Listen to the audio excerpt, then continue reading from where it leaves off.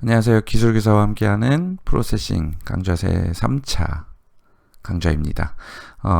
혹시나 하는 마음에, 설마 하는 마음에 음량을 테스트를 안 하고 녹화를 다 했었는데 역시나 녹화가 제대로 안 됐네요. 음량이. 그래서 소리가 너무 작게 녹화가 돼서 지금 다시 하고 있습니다. 그래서 다시 한번 세 번째 동영상을 찍도록 하겠습니다. 오늘은 지난 시간에 했던 지지난 시간, 그러니까 프로세싱에 대한 개론, 그리고 프로세싱에 대한 구조, 이런 것들을 지나가고, 지난 시간에 이제 백그라운드, 그리고 사이즈, 이런 것들에 대해서 설명을 했었는데요. 오늘은 보이드 셋업, 보이드 드로우, 이런 것들의 개념에 대해서 설명하도록 하겠습니다. 사실 그 전에 사실은 우리가 프로세싱이라고 하는 걸 왜 쓰는지에 대해서 다시 한번 말씀을 드리면, 프로세싱은 이제 뭔가 데이터 아니면 우리가 원하는 것들, 각종의 것들을 시각화하는데 아주 특화되어 있는 프로그램이라고 지난번에 말씀을 드렸어요. 근데 사실은 그거 말고도 네트워크라든가 아니면 시리얼이라든가 아니면 피지컬 컴퓨팅 이런 것들과 다 연계를 할 수 있는, 굉장히 쉽게 배울 수 있는 프로그래밍 도구거든요. 그런데 사실은 그거를 차치하고라도 사실 우리가 왜 컴퓨터를 이렇게 쓰느냐 라는 것을 한번 물어보면 그에 대한 답을 이렇게 한번 해보아 드리려고 합니다. 이렇게 4자릿수 더하기 5자리 수를 한번 해보겠습니다. 자, 플레이 버튼을 누르면 바로 여기에 답이 나오죠. 곱하기를 한번 해볼까요? 곱하기를 눌러서 플레이 버튼을 누르면 마찬가지로 바로 답이 나옵니다. 이거를 4자리 5자리 곱하기를 사람이 직접 한다고 한번 생각을 해보세요. 어떤가요? 종이를 먼저 꺼내서 연필을 이용해서 굉장히 복잡한 과정을 거쳐서 곱하기를 하겠죠. 그렇지만 이거는 불과 2초, 3초 만에 이렇게 프로그래밍의 결과가 이제 바로 눈으로 보여져요.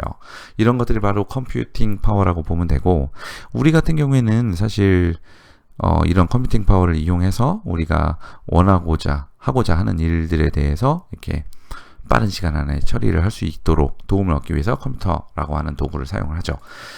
이 부분은 일단 넘어가고, 지난번에 얘기했던 것처럼 보이드 셋업,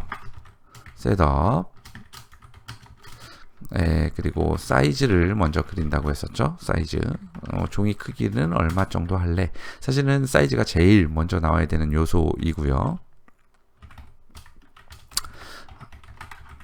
백그라운드 50일 정도로 할게요. 그 다음에 보이드 드로우, 여기에 지난번에 요걸 그렸었습니다. 타원을 그렸었고, 이렇게 이 정도로 한번 그려서 실행을 한번 해보도록 하겠습니다. 다시 한번 플레이를 눌러볼게요. 여기에 지금 타원이 하나 생겼죠. 왼쪽 상단에 앞에 두 개가 이제 XY 좌표고 뒤에 두 개가 XY의 크기를, 지름을 얘기한다고 얘기했었는데요. 그러면 지난번에 설명하려다가 말았던 보이드 셋업과 보이드 드로우는 어떻게 다른 것인가 라는 것을 확인하기 위해서 한번 테스트를 한번 해볼게요. 이 일립스를 보이드 셋업 쪽으로 한번 올려봤습니다. 그리고 실행을 해볼게요. 결과가 어떻죠? 보이드 셋업에 일립스가 있을 때와 보이드 드로우에 일립스가 있을 때 결과가 보이는 것처럼 똑같아요. 그러면 이런 것들이 무슨 차이가 있는가? 말하기로는 보이드 셋업은 딱 한 번만 실행하는 거다, 보이드 드로우는 여러 번 실행하는 거다 라고 이야기를 했는데, 그 차이는 어디서 발생할 수 있냐면, 그걸 어떻게 눈으로 확인할 수 있냐면, 이렇게 시스템 변수를 한번 써볼 거예요. 마우스 X와 마우스 Y. 마우스 X와 마우스 Y는 이미 프로세싱 프로그램에 내장되어 있는 시스템 변수라고 볼 수 있는데요. 마우스의 XY 좌표가 그대로 여기에 들어가게 됩니다. 그럼 다시 한번 실행해 볼게요. 자, 어떤가요? 여기 있는 타원이 이제 저의 마우스 포인트를 계속 따라다니고 있는 걸 볼 수 있습니다. 그런데 조금 이상하죠? 뭔가 잔상이 계속 남는 구조예요. 자, 이게 바로 이제 일립스에 들어있을 때.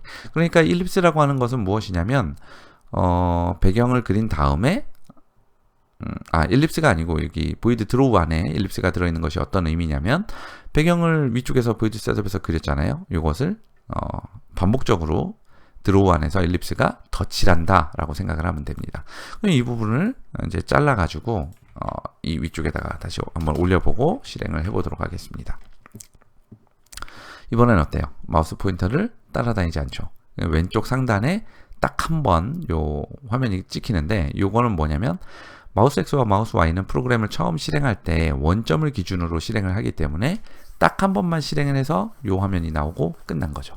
자, 이렇게 해서 끝난 것을 내가 이런 보이드 셋업에 어떤 내용이 들어가 있는 건 딱 한 번만 실행하고 뭔가 동적으로 움직이는 이런 반응들은 있을 수가 없다고 생각하시면 됩니다. 자, 그럼 이걸 다시 이쪽으로 끌어온 다음에 플레이를 누른 다음에 잔상이 남는 화면을 한번 다시 지켜볼 건데요. 이렇게 지켜봤는데 사실은 제가 원한 것은 이 잔상이 남는 게 아니고 그냥 타원이 마우스를 따라다니는 거거든요. 어떻게 하면 될까요? 지금 잠깐 시간을 드릴 테니까 이 동영상을 멈춘 다음에 한번 직접 시연을 해보시죠. 네, 어떻게 한번 수정해 보셨나요? 네, 짐작하신 분들이 있을 건데, 이 잔상을 없애기 위해서는 사실 이 위쪽에 있는 백그라운드를 보이드 드로우 쪽에다가 옮겨 놓으면 됩니다. 옮겨서 이렇게 실행을 한번 해보면, 네, 이번에는 잔상 없이 그냥 타원이 마우스 포인트를 따라다니는 것을 눈으로 확인하실 수 있죠. 왜 이런 결과가 발생하느냐면, 보이드 셋업이라고 되어 있는 것의 사이즈를 결정하는 것은 이거는 뭐 반드시 처음에 시작해야 되는 요소다라고 생각을 하시면 되고, 백그라운드를 위쪽에다가 그렸을 때는 단순하게 그냥 배경 종이를 하나 구한 다음에 일립스를 계속 타원만 반복해서 그린 거예요. 그러니까 종이 한 장에 타원만 계속 터치를 한 거라고 보면 되죠. 유화에서 보통 터치를 하는 것처럼. 근데 이렇게 백그라운드가 보이드 드로우 쪽에 들어갔다. 그때는 어떻게 되는 거냐면 종이 사이즈 600, 400인 종이를 잔뜩 구해와서 그 중에서도 백그라운드 50일 정도 되는 종이를 바닥에 깔고 타원을 한번 그려요. 그 다음에 다시 드로우를 타고 위로 올라가서 종이를 또 깔고 타원을 한번 그리고 또 종이를 깔고 타원을 한번 그리고 이걸 계속 반복하는 거죠. 그러니까 굉장히 이걸 빠르게 반복하다 보니까 사람 눈에는 그냥 잘 이동하는구나, 이동하는 것처럼 보이는구나 라고 생각을 해주시면 됩니다. 그래서 우리가 한 번만 실행하고 더 이상 시스템에 부하를 주지 않고자 하는 것들은 보이드 셋업에 집어넣어야 되고, 그리고 계속 반복적으로 뭔가 움직이거나 동영상으로 처리가 되거나 동영상인 것처럼 처리가 되기를 원한다면 이렇게 보이드 드로우 쪽에 넣어주면 됩니다. 간단하게 보이드 셋업과 보이드 드로우에 대해서 개념을 말씀을 드렸는데, 사실은 이것은 앞으로 프로세싱을 사용하면서 굉장히 중요한 개념이기 때문에 마음속에 잘 이렇게 정리해서 넣어주었으면 좋겠습니다. 오늘 강의는 이렇게 마치도록 하겠습니다.